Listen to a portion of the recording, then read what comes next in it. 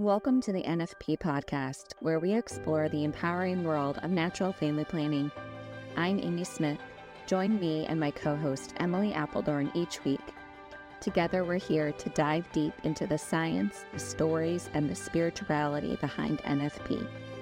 Every week, we push back against the free love culture and advocate for a culture of responsible love, where intentionality and respect are at the forefront of family planning. Join us as we discuss everything from the practicalities of charting and fertility awareness to the profound impact NFP can have on relationships and communities.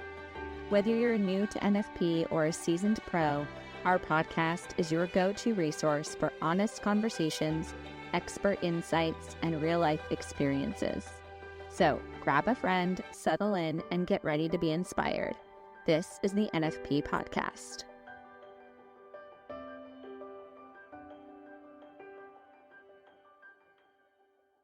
All right, guys, welcome back to the podcast. Hi, everyone. It's so great to see you, Amy. I know, you too, Emily. We didn't do a ton of chit-chatting beforehand because it's our first day back home after being away for so long, and we had such a great trip. But I am like, okay, wow, I've got to get people off to preschool, and we got to get to mass, and we got to get the errand done, and then we got to get people to sports practice and school done. So the morning routine is back. Yes. Yeah. Which is going to be really good, I think, for everybody. Our first night sleeping at home, man, blackout curtains make a difference. Mm-hmm. If we did this again and I got to a house that didn't have blackout curtains for my kids, I'd probably go to Walmart and get like the cheapest I could find and hang them up, because I don't think the twins slept well for 5 weeks. Oh, bummer. I mean, they slept. I don't think they slept as well. And we were just so like busy, like every day we were up, get some school done, do whatever, and we're off. Like we were out at the beach, at the park, at the splash pad, going to an amusement park, whatever it was, because we had these passes. So it was also like high energy. They kind of woke up like, whoa, what are we doing? What are we going to do today? And now we're back to like boring daily life. So the first night they came out of their room after we got home, and granted too, the night before we slept in a hotel, which is never really good sleep with kids. But we got home and Blaze comes out of his room and I was like, hey, bud, how'd you sleep? He's like, oh, mommy, I slept so good. Oh, sweet baby. It was so sweet, Emily. It was so sweet. And I was like, me too. Moses slept from 10 to 5. Stop it.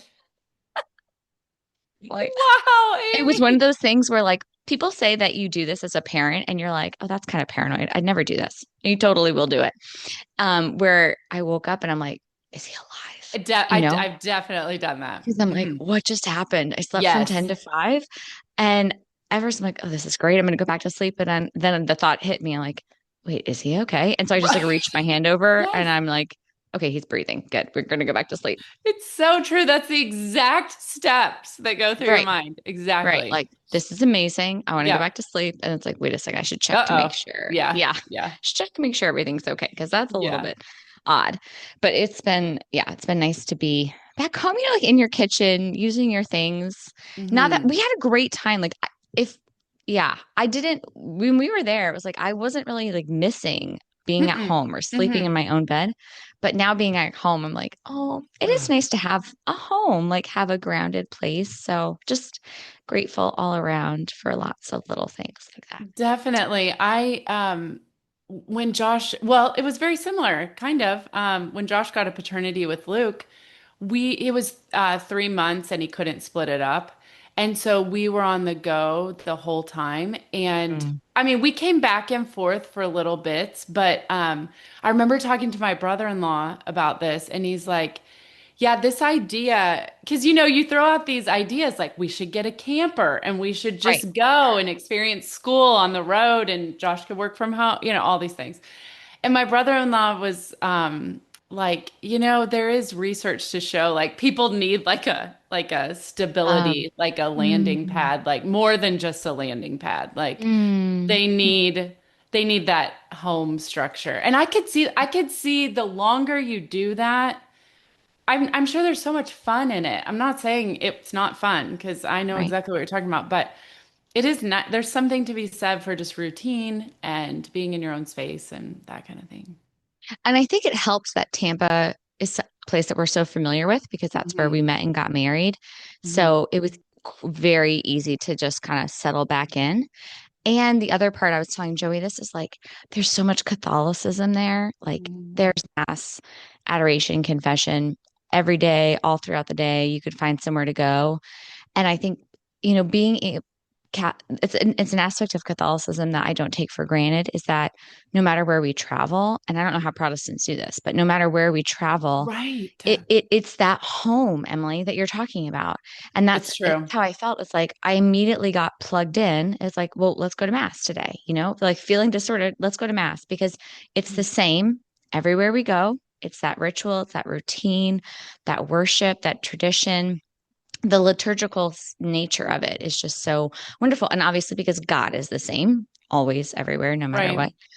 And anyway, it was just like, I feel like that helped me feel at peace because that's ultimate home, right? Is Definitely. with God. And so even if I'm not in my own space, having that connection, I think it just really helped us like kind of get into a little routine there and like feel settled. So that's a great point. I do agree. It is nice to be back in my own space too. Mm-hmm. Okay. So today we are going to do the Abbey Sharp video. Sure. Does that sound good? All right, let's do it. Yeah. So, this video popped up on my YouTube feed and it was about, Abbey Sharp. She's a dietitian in, Canada. And this isn't necessarily about her per se. I've never met her, but more about like the content. And it was about, she was interviewing this author of a book on infertility. And Abbey has a lot of content out there on her own infertility journey and her health with fertility and being able to conceive. And so I'll link to some of those videos and you can look it up on YouTube and find it. She's a very popular influencer on YouTube. Anyway, I wanted to bring it up because there was a lot in there that I feel like we are knowledgeable and experienced as well with our own journeys to conceive, to share. I have a lot of thoughts and a lot of things I think that aren't necessarily addressed or talked about in that conversation. So not sure if you want to start, Emily. I thought what we could do is kind of run through the video. I'm not going to play it here, but I will link it so people can watch it if they want to. And I'll maybe like just post like screenshots so you can see what we're talking about. But anyway, she's sitting with the author of this book, Infertility. And I want to run through it looking at it through two lenses. One, the science medical lens of addressing infertility as a disease. And then two, kind of the social, emotional, cultural, ethical angle of it. So which one do you want to attack first? And is there other things that you were thinking that you wanted to address?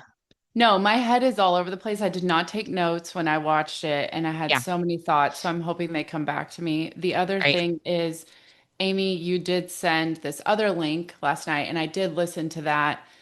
And I think maybe add that one to the show notes as well for more context for her personal story. But that had even more things in it that I was just like, okay, my initial gut reaction was a certain way. And then I was like, okay, I think there is a charitable lens also in the sense of like what you don't know, you don't know. For sure. And it was just like just so many heartbreaking things. So no, I think that's a great way to approach it because I feel like I'm kind of all over the place about it as far as my thoughts. So, all right. So let's start with the medical side then, because I actually feel like that's kind of the easier side, to be honest with you. Yeah. So her and the author kind of explain somewhat tumultuous. The author in particular had quite a tumultuous fertility journey and experience. So if you can stomach it and you want to listen to it, it's very sad. Definitely to acknowledge that. But medically speaking, and Emily and I recognize that we're not doctors, everyone, but we have a lot of our personal experience working with medical professionals who are trained to look at the human body differently. And especially when we're talking about procreation, reproduction, people who are trained differently assess medical cases differently and then seek to correct those in different ways. So there's the cooperative approach. Exactly, getting to the root cause. And so a lot of the conversation that I hear Abbey and this author talking about is very standard. Okay, you can't get pregnant. Here's, you have PCS, you have this, you were on the birth control pill for a long time, you have very thin lining. Let's get you letrozole, let's get you ovulating, let's give you these hormones, let's do these things, kind of like they start here. And for those who can't see me, like kind of start at the bottom, and then they slowly increase the interventions as as they're not successful and they're not finding the ability to achieve a pregnancy. If they achieve pregnancy, they'd stop at the intervention. So the baseline intervention is kind of like hormones and then ovulation stimulating drugs and, workups to different extents. I guess that would be the base. The base would be some type of a workup, maybe like blood draws to look at hormone levels, or getting you off birth control would be the first place to start. Assessing maybe why you were on birth control in the first place. Was it for family planning? Was it for health reasons? How long have you been on it? And then kind of going up the ladder with the pinnacle, I think right now anyway, being something like IVF or surrogacy or, kind of the big hitters when it comes to, okay, we really want to have a baby and we're going to do everything in our power to make that happen. And so that's how I would describe those interventions. So they talk about their journeys along the way, experiencing miscarriages, which is sad. I will say I did find it interesting that people will talk about achieving a pregnancy and then having a miscarriage as being a sorrowful experience. This is true. It is a sorrowful experience when they're desiring to have a child. When they are going through IVF, which I don't want to I don't want to misspeak. I believe I heard her say this in one of her videos, but she has all these embryos that they had tested through IVF. This is the creator, Abbey Sharp, and these embryos, she had 12 of them, I think is what it was, and they were all tested and healthy. Yeah, this is in like one of the other videos. It's in the second video. Yeah, the other one. Yeah. And acknowledging that these embryos are people. She, says in there, these could be her current children are boys. Like these could be my son's brothers or sisters. And it's so fascinating to see kind of the cognitive dissonance of like, okay, those are people we're talking about that are now in some freezer container that are going to be donated to science. You're going to donate these people. Which is what she says. Right. Kind of without their consent. I find this somewhat ironic because I don't know if she sees a connection in this or if there's a rationale behind how they're very different. I'm sure you could make a rationale. One is grown outside of the womb, the other is not. Is on her content, she very proudly defends her not showing her kids in her videos to respect their autonomy and their individuality and that they don't have a choice in the matter if she was to do that and she wants them to have a choice. And then to hear she's just going to donate her embryos, her children who don't have a choice in the matter either, but she's okay making that choice for them. I find that to be somewhat ironic and interesting. Anyway, I say all that to say her experience medically sounds like everything that I've heard from lots of women, which is they go to the doctor, they're not able to get pregnant, they're given all these interventions, they're not working, so they just go to IVF, they have these embryos, they implant them, they get pregnant, or they don't get pregnant, or they get pregnant, then they miscarry, et cetera, et cetera. But like this is kind of the trajectory of care, if you will. So no fault in that if this is all you know, and you live in a world of science as she does and prides herself on being very, evidence-based. This is a lot of the scientific literature and information. I have no idea if she was ever exposed to a restorative reproductive medicine approach. I don't know that. So based on what she's shared, you can only assume that she's been given this standard medical care track protocol and followed it because she wanted to conceive and this is what she was told she had to do. Of course, we know differently. We know that there are options and that infertility is not a disease. It's a symptom of something of an underlying reproductive disease or disorder. Infertility is just kind of like a symptom, if you will, of something not working right. And exactly what you said, right, Emily? Like getting to the root cause of that can help us achieve. And we're going to shift in a second to talk about the emotional, ethical, kind of cultural side of this, but just focusing strictly medical now, we know that there are underlying causes that can be addressed and corrected. Go ahead, Emily.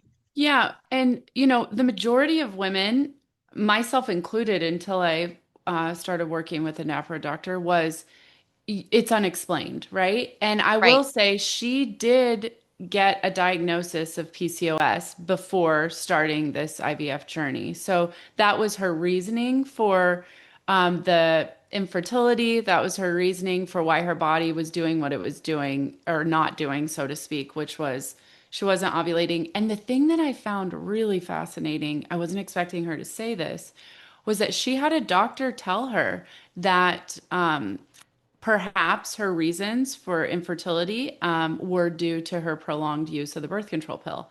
And this is once again in her personal story. This is not in the video with where she's interviewing the author of the book. But I just thought that was interesting because that's not something you hear every day. And I definitely was not told that. And I don't know many women that get a doctor to even, poke their brain or just to reflect on like, you know what, maybe this is from something else. So I thought that was really interesting that she shared that because I would hope if she does have I would hope that her audience might, think a little bit about that if they're listening, because that's something we don't hear every day. Right. And she did go on, I'll link that video too. She's like a video where she goes into the birth control pill and does it cause infertility? And one of the things I was thinking about that I didn't hear her mention in that video, but I might have missed it, is just the fact that it's not necessarily the pill that's causing infertility. The pill is covering up any issue. So if you're That's going on the true. pill for a health reason, well, the pill is not correcting the health reason necessarily. It's just kind of covering it up. And then when you get off of it, that health reason is still there, which is a case that you and I have encountered quite a bit over the years Hmm. of you've been on the pill for a long time, you get off the pill. Well, now I'm infertile. It's like, well, looking at like what's going on, this is probably here in the beginning based on the reasons you got on this so long ago. This is probably just, it's been here the whole time. And now we're kind of uncovering it, rediscovering it. And now we're having to address it. Whereas if we just addressed it when you were 14, you probably wouldn't have these issues right now. And so it's really, kind of like malpractice. I really enjoyed interviewing Dr. Phil Boyle when he talked about that. Like people who are working with women trying to conceive or dealing with any reproductive issue that aren't using charting in their diagnosis and their treatment plans are kind of committing malpractice. I was like, that's really strong language, but I can see how that could be true now. Like you're just kind of blindly going in there, throwing spaghetti at the wall, hoping it sticks, not really understanding what's going on with her unique situation. So anyway, in this interview, they go on to talk, about all the treatments they've gone through and all these things. And we've talked about that on length. We've had many medical professionals on here already to talk about different treatment options that are available. Again, you don't know what you don't know, and so you go with the information you're given. Now, switching a little, maybe I'm switching too fast. So if you want to go back to the medical part, Emily, we can. But switching to what I found to be the more interesting part was the social, I'm going to say like social, emotional, cultural dynamic that comes with infertility. So both you and I have experienced this desire, strong desire within marriage to have a child and not to be able to have a child. So you're doing all the things, right? You're doing the main thing and it's not happening. And it's frustrating because, especially if you have been kind of programmed to think, well, this just happens automatically, can happen at any time. You're going to get pregnant. You just touch each other and it'll happen. And then you are touching each other and it is not happening. And it's very frustrating. And a lot of feelings come up with that. You see other people getting pregnant and you can get jealous and you can get envious. You get frustrated. You can get angry at God. You are sad. Baby showers are hard. Baby announcements are hard. All the things. Okay. You can kind of feel stuck like, well, what is, I have this desire, but it's not being met. It's just a challenge. I've experienced that in different areas of my life too, pulling back, not just with when it comes to fertility, but it's hard when you have a desire and the fulfillment of it is not happening. It's a weird space to be, it's a weird space to hold, and it's a weird space to encounter another. To enter into that with somebody else is something that I learned is one of the aspects of being an NFP teacher, is to enter into a sorrow and a struggle with somebody like infertility and recognize my limits, which are vast. Like, I am not able to fix this right now. I'm here to be with you in this suffering and kind of walk with you through it. Like, I think that there could be a solution here, and let's move in that direction. But I don't make any promises because I'm not God. Ultimately, the worldview, I think, makes a big difference here too. But anyway, I brought this up because I feel like in a lot of her content that I've seen, and a lot of just infertility content on YouTube that I've seen, is, women want to be treated a lot like, men and women are not different, is the message you hear sometimes. And I think when it comes to the emotional expression of frustration with things like fertility, we take a gross, what is that called? Like, what is that called, Emily? Not allowance. It's like we kind of throw any need for emotional control out the window because Oh, it's, yeah. well, I'm going through this. You know what I mean? I don't know if I'm trying to, what am I trying to say here? Like, oh, I'm sad. This is sad. And like, I can kind of just sit and dwell in it. And like, self-pity is totally allowable in this situation. And no one can comment on how I'm handling this situation. Um, and I don't know. I guess I felt like in my own experience, and this could be my temperament too, but I hated those times when I would get so down in the dumps. And I was like, I'm not going to sit here. Like, if I die today, what, my vocation's not going to be fulfilled because I don't have a baby? No, I am called to love in this moment, and that's my vocation. Who's around me to love? Let's get to work. And it was like back to life, and kind of not focused so much on this. So anyway, that was a little all over the place. What are your thoughts? Um, mm, yeah, I think I agree. In that interview, they both really wanted to talk about how, like you said, it's okay to kind of be the way that you're going to be, and if you're having, yeah, just like,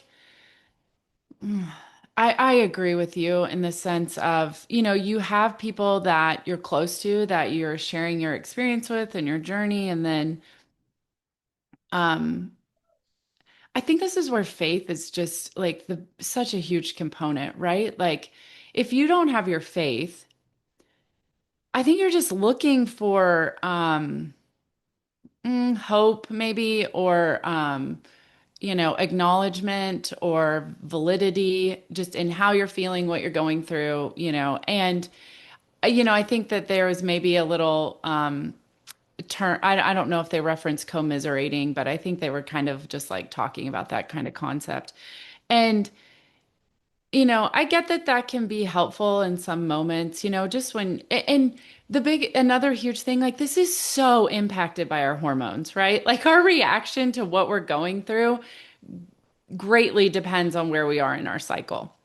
And so, that's not to be left out by any means, because from one day to the next, you can have a very level head. And then the other times you are just totally out of your head, so to speak. But I just think about, if I didn't have my faith, I mean, if I was feeling a certain way, it's like, oh, it just takes my breath away to think about that part of the journey not being there. And I'm not saying you can't have hope without faith, because I think that people say that they do. I don't know what they're hoping in the end result. They're not hoping in like God doing that, so to speak. But it's funny because she does reference like different terms that make you think that she has faith in something. And so I think that that's kind of interesting. So she never says anything about not being Christian, so to speak. She does make reference to her husband is Jewish in one of those videos. But the aspect of faith in general, she's not religious. So she doesn't say she's not Christian, but she's not religious, she says. And so I think that she, believes in some sort of higher power. I guess it's really hard for me to, I just feel really sad. I feel really sad for these couples, these women, that the only thing they have are their other friends that are going through infertility, and they don't have a depth of faith to carry them. And that goes with any sorrow in our life, really, like not just infertility, but just suffering in general. I don't even know. I don't know where I would be. I can't even begin to guess, right? Like, it just makes me so sad for people.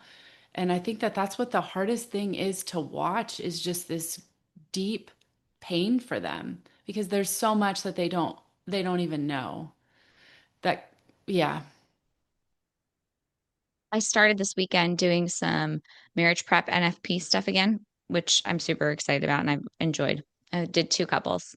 And in those conversations, I'm wanting to frame it. I'm doing it differently than I've ever done before. And I was talking to Joey about it afterwards. I'm like, there's things even now I want to tweak after these two. But one of the things I want to make sure to communicate is expectation setting, because it's something we talk about on the podcast a lot. And I heard it in this story between Abbey and the author is this idea that which is it's kind of sad when we put it in a different you could frame it in a way that saying people are thinking of babies as products. And I don't know if they would say that explicitly. If you ask them, they would probably say, no, like they're not a product. But the way we're talking about achieving a pregnancy and, forming humans and then having babies or freezing babies, like it is very much like, well, this is something I want. Like I want a shirt at the store and I'm going to get it at all cost. And I think setting expectation on the outset for couples, to know that you're entering into this marriage that is ordained by God. Because this is in a Catholic context, I'm doing these NFP classes. And God's going to decide. And God has this plan for you guys. And it's important for you to know, like, sure, the right ordering of things is get married, have sex, have a baby. You can get married though and have sex and not have a baby. And sometimes you can struggle with that. Or it takes a long time. And you wanted to have 5 babies and you end up having 2 babies. Or you wanted 2 babies and you end up having 10 babies. Like that is in the realm of faith that we operate, where we say, God is ultimately the giver of life. Life is a gift. It's not a product. Children are not commodities. We can participate in the act of creation. We can speak the language with our body that we're open to this gift, but He is the one that gives it. We don't grab at the gift.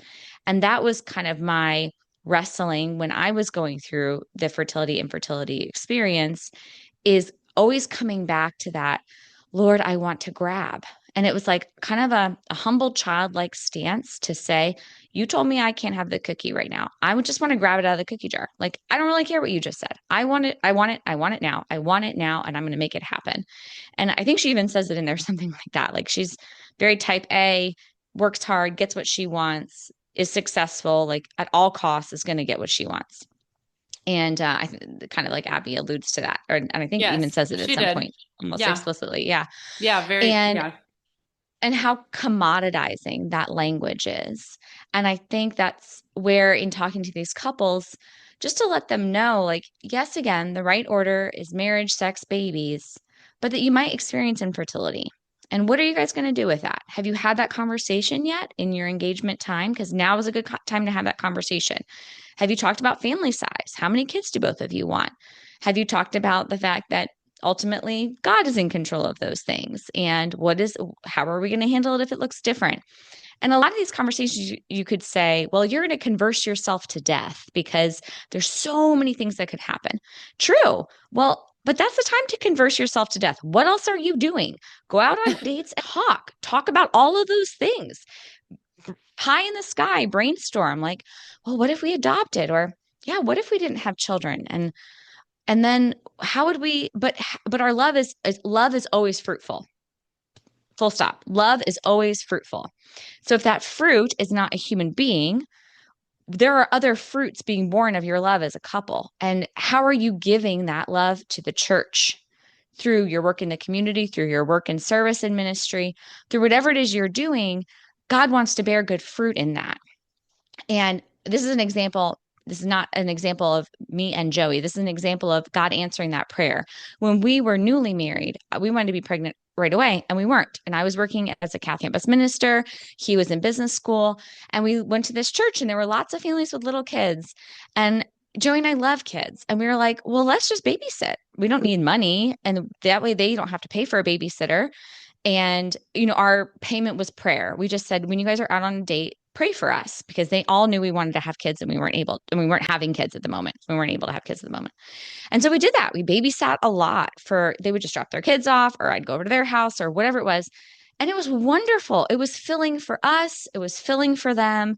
It was so beneficial. It was totally a fruit of this desire that he and I had.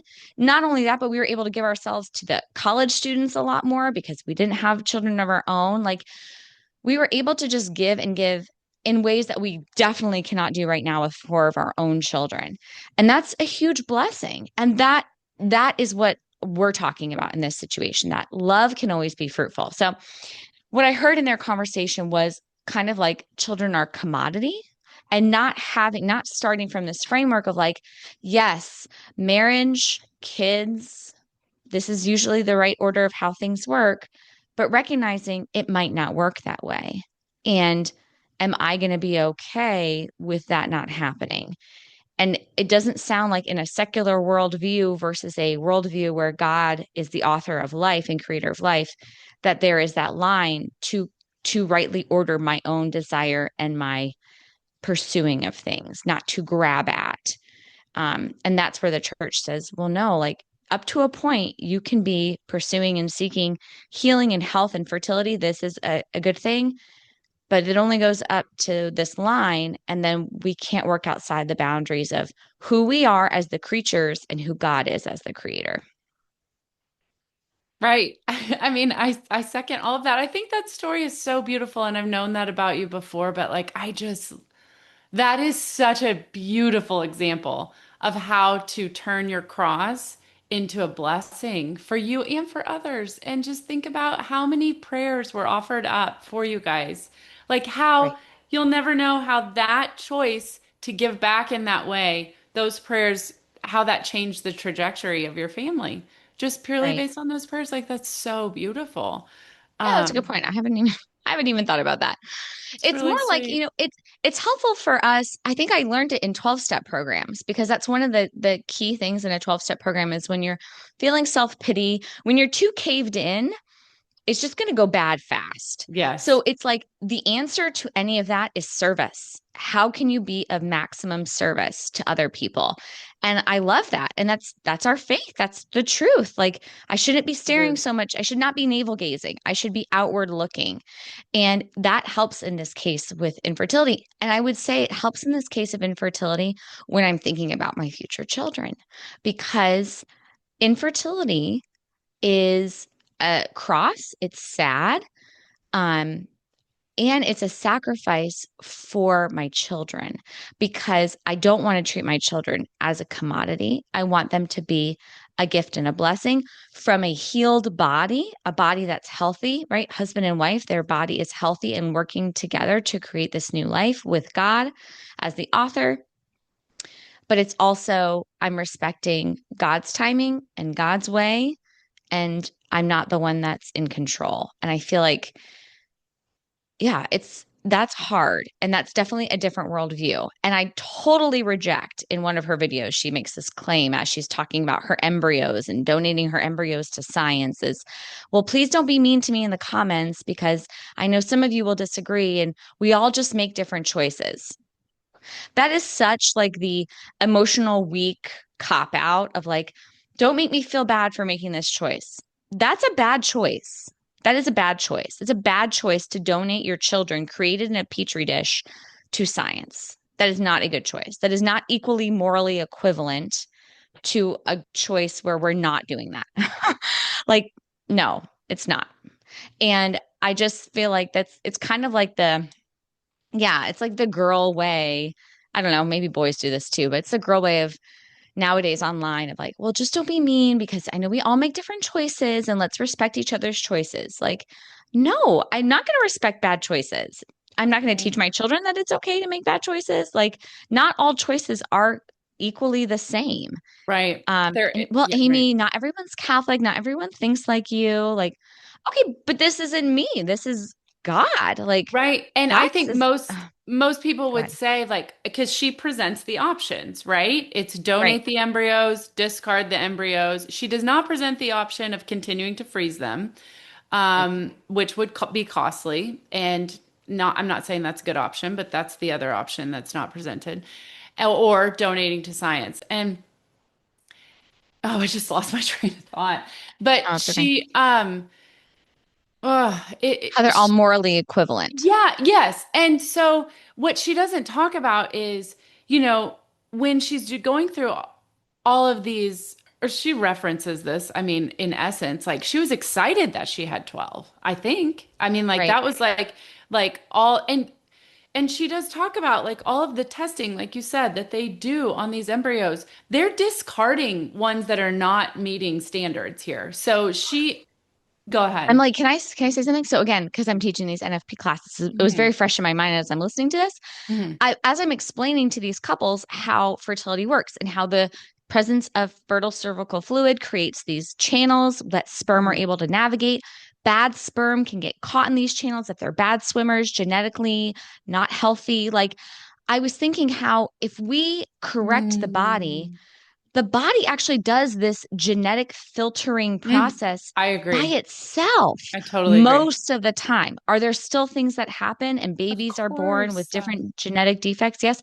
But the ratio of that, the percentage of that happening, the likelihood of that happening is actually very low when we leave biology to the way it was made. God designed it in a way for all of this to be worked out by itself. And so I just thought, isn't this so interesting? We're spending we in trying to be God, we suck at being God, basically, is what I'm saying. We suck at being God because we have to create all these little systems to do what He created our body to do. And we miss things, we're haphazard.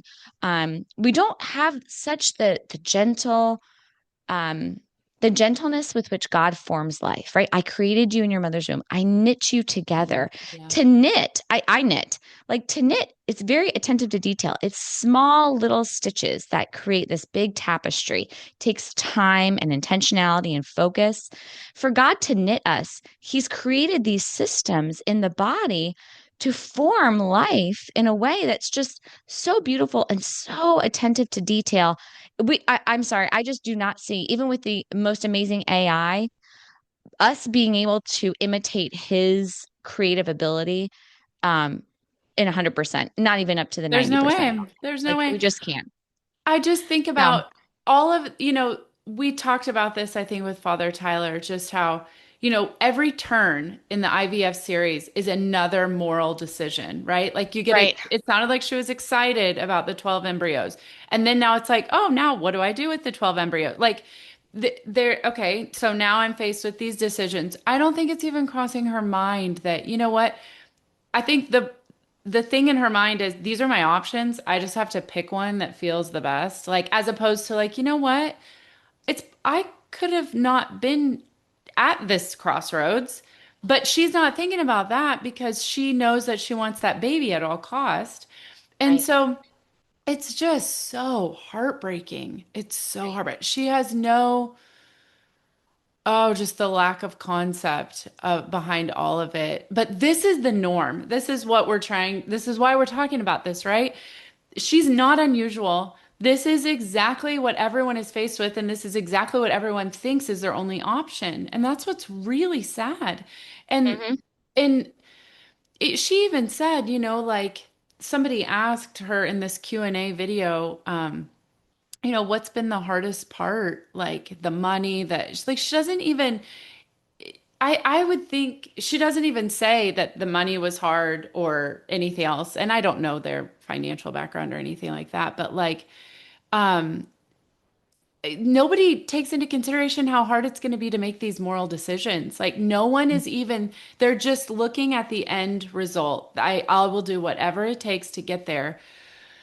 Oh, well, once again, it just takes my breath away. It really does. I feel like that's where having someone in your life, having good friends in my life to slow the roll when I am going down the crazy train of like, I want a baby yesterday. I need someone to tell me, like, I know, Amy, but like, you don't get to buy one. Like, Right. this is not a product. This is a gift. Mhm. This is not a commodity. Like, I Mhm. need someone to gently, lovingly kind of bring me back to reality to say, I know that's something that you want, but you don't have it and you might not ever get it. Right. And I feel like that is, people might be like, that's so harsh, Amy. You can't tell someone that. How dare you? But like, it's something I had to tell myself. Joey and I had to have conversations like, all right. I mean, it's actually not something we ever talked about. And we talked a lot during our engagement. Like the option of like not having a baby. It was just like, it wasn't even on my radar. It wasn't Right. on either of our radars. Right. And I feel like that is something that was like, okay, or we might not. And that's just not something I heard her or the author even talk about either. It's like you get to the point where, oh, or maybe we're not going to have a baby. And it's like, oh, well, no, like I want a baby. I should have a baby. It's like, why? Because that's a Right. human life. We're not, again, this is not a product or commodity. This is a person. Like, Right. I don't have a right to a baby. Like, I don't have a right to a baby. It's very Right. humbling. It's very humbling. I really love a good friend of mine. She uses that term, like, I am the creature, he is the creator. And it's very humbling to know that I'm a creature. Like, I am not the creator. I really like using that language. And so I guess that would just be my big question, or my big kind of retort is, well, I need to have a baby. No, no, you don't need to have a baby, actually. Like, you need like air and water and food, but you don't need to have a baby. You could argue you need to ovulate regularly to be healthy, but you Yeah. don't need to have a baby. Like, that is a huge gift. It's a blessing. It's a wonderful thing. I'm not denying any of those realities. I'm just saying that babies in life are a gift, not a commodity. And we don't get to just try to pretend to be God or charge for them at all costs because we have this desire to be a mom and carry our own baby in pregnancy. We can adopt, the Catholic Church talks often about spiritual motherhood. Just expressing our motherliness can be in a lot of different ways. Our design as mothers, which is written into our being as females, can manifest itself in a lot of different ways. And so I don't say any of this in a harsh way. It's just more, so many of these cultural messages are not addressed. And I feel like we don't address them to females because it is such an emotionally sensitive subject. And just no one says anything because we don't want to hurt people's feelings. It's like, well, at what point are we going to not worry too much about hurting someone's feelings and making sure that they know the truth, which is like, hey, I get you want to be a mom. You don't get to do all of this to try to be a mom. This is not right. It's not respectful of your body or your husband's body or the body of your future children. And like, I think we should talk about like, what does this look like in real time? Like, let's say you have a friend, because I've been in this situation. I actually have a godchild that is a result of IVF, and I love that child. And but in this situation, I remember very specifically. So, what do you say to someone that is talking to you about this?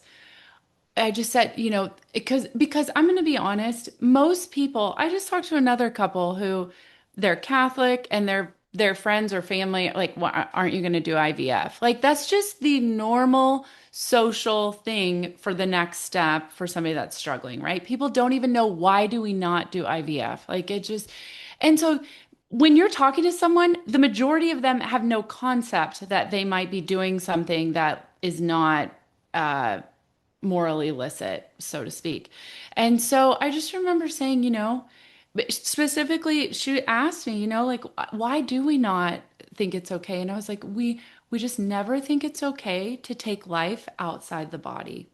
That's it in a nutshell. And you could spend hours on that, but if you just need a simple answer, that's it. And whatever they do with that, that is their decision.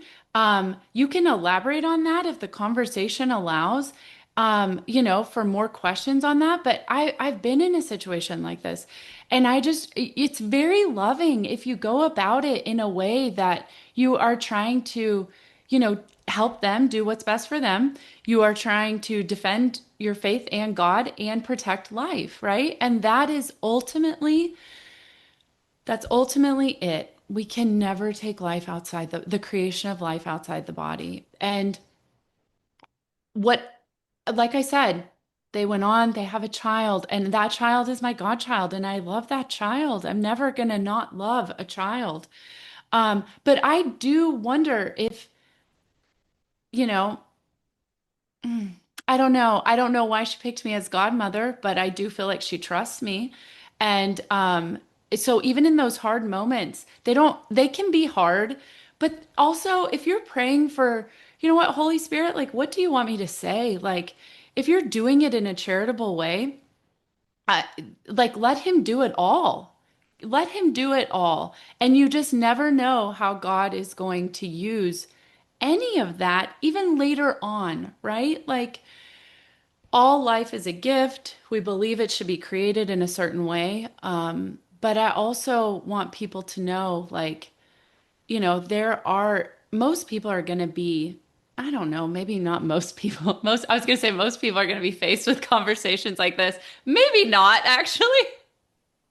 I feel like you So and I are. I I do too. mean, bump into people at the park and we end up talking about this. I know. So Josh will always be like, Emily, how did that come up? I'm like, I don't even know, I you don't know. even know. Right. But anyway, I want people to know, like, yeah, conversations are hard, but also, like, you don't have to feel like you have all the answers, and you can just simply, people want to be loved, but you don't have to validate people. You don't, and you can give them tools and resources to hopefully get, a different medical approach that's more, holistic and root cause and that sort of thing. But ultimately, you know, we can't control every person, Oh, for sure. For sure. I just don't want to contribute to a narrative where we're, kind of massaging people's egos to say, like, oh, because Mm, you're a female who wants to have a baby, well, I should just let you go at all costs and you can just do whatever you want, right. or use your strong feelings as an excuse to engage in morally illicit actions like Use your pursuing strong IVF. feelings. Yeah. And it Yeah. just feels like in this realm, heaven forbid anyone say, hey, women, maybe we need to have a little bit more of check of our emotion and our drive here, and use some reasonable and responsible thinking when it comes to how we're approaching conception and Hmm. achieving conception. And even if we're in a silo where all we're given is IVF option, Hmm. my prayer is women will be responsible and mature enough to say, okay, I really want to have a baby because I love my future child so much. I'm going to deny myself, take up my cross, and walk away from that option because that option will kill other babies potentially, right? Either through Hmm. miscarriage, creation of too many embryos, not Hmm. implanting correctly, or then leaving with some also moral dilemma, right? Freezing them, donating them, et cetera, whatever it is. That those are human beings.